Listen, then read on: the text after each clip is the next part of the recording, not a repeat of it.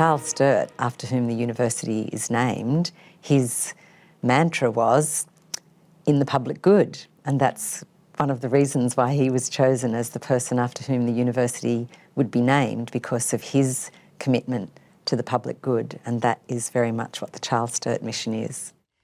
The ethos of the university is a Wiradjuri phrase gifted to us by Wiradjuri Nation called Yindyamara Winangana, which is the wisdom of respectfully knowing how to live well in a world worth living in.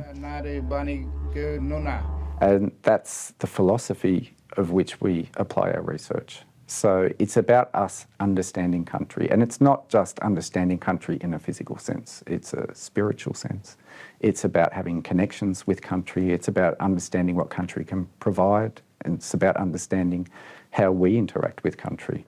I've been very fortunate in that CSU supports this multidisciplinary work and has also encouraged it. And so together we've built a team of experts that hopefully is having a strong impact on regional and also national economy. But while we're doing that, we're attracting international recognition for the work that we also do.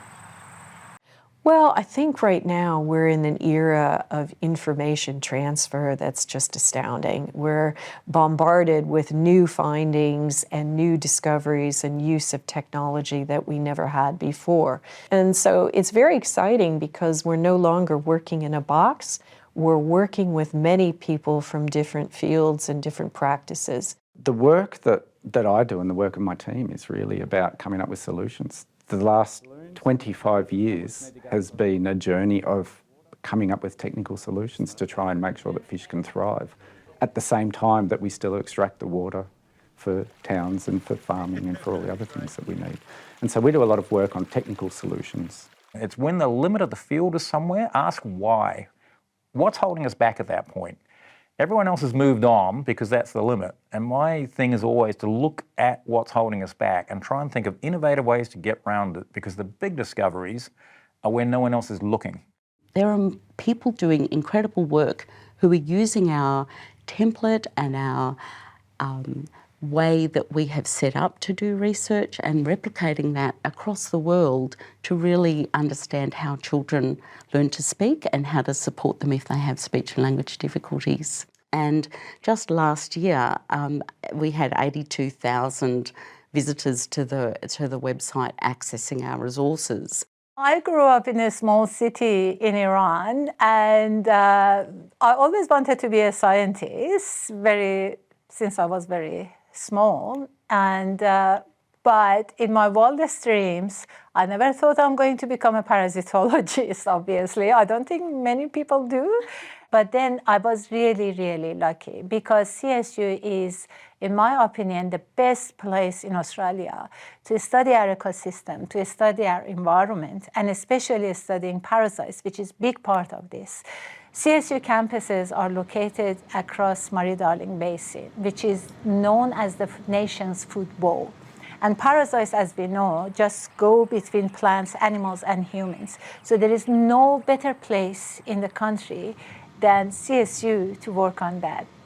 I think if we are going to provide the politicians with the information they need to make correct decisions, we've got to come up with new ways of measuring environmental situations and presenting that information to them and to the public.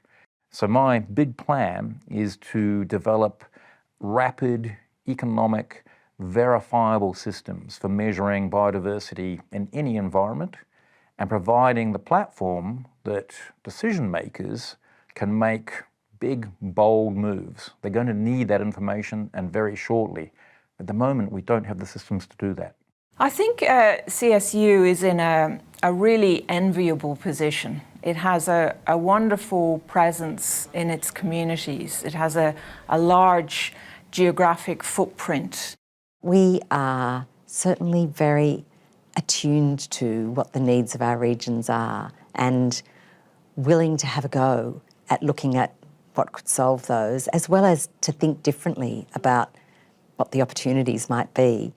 We teach what we do, And it's that authenticity in our education programs feeding through into that future workforce, where they're not just learning about agriculture or veterinary science or novel technologies in an abstract concept as part of a degree course where they're never confronted with that day to day.